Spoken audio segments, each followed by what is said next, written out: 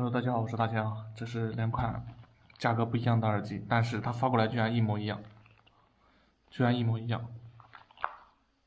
然后区别就是这里多了一个 K8，我们现在拆开来看看。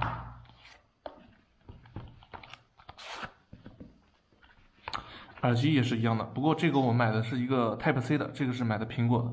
然后买 Type C 的呢，我又加了一个接口啊，这是苹果的接口。现在我们来看看效果。现在我把这个苹果的拿出来，这个比较贵一点，贵个20块钱左右。手机插上去，这个就可以加在领口的，当一个内加麦克风。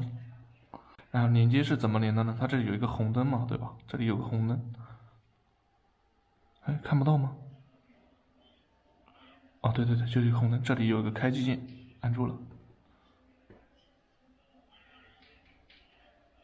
好，这个绿灯正在闪烁，等到它常亮状态的时候，就说明已经连接成功了。再按一下就连接成功了，然后就可以去测试这个远程麦克风，它能有多远。首先我们看一下这两款啊，它的区别就是这个没有充电头，这里还有一个充电头，看见没有？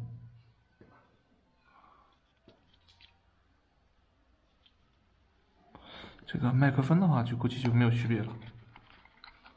这两个应该就是一模一样的，哦，一个左一个右好像，对，一个左一个右，其他的好像没有什么区别，都是有充电头的，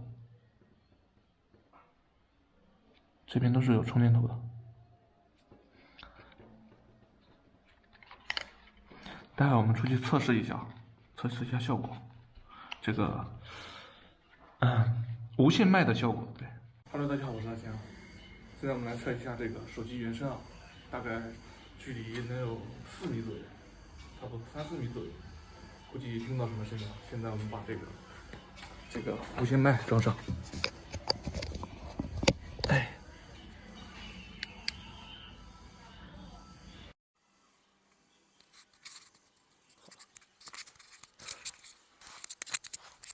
现在的距离应该也差不多。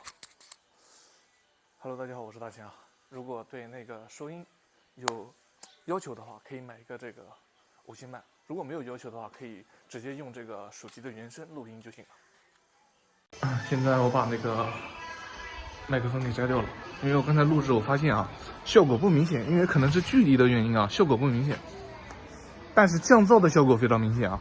现在我们离远一点拍一期看看。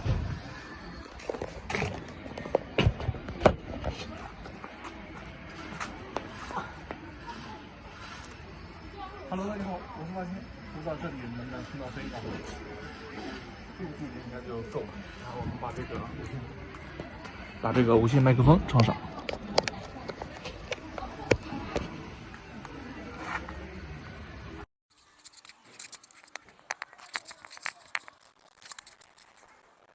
Hello， 大家好，我是大金啊。不知道这个距离能不能把声音录进去啊？这个距离大概能有15米左右了吧？应该比较清晰一点。如果你对这个收音效果啊非常挑剔啊，可以买一个这种无线麦。如果没有挑剔的话，还是用手机原声也是可以的。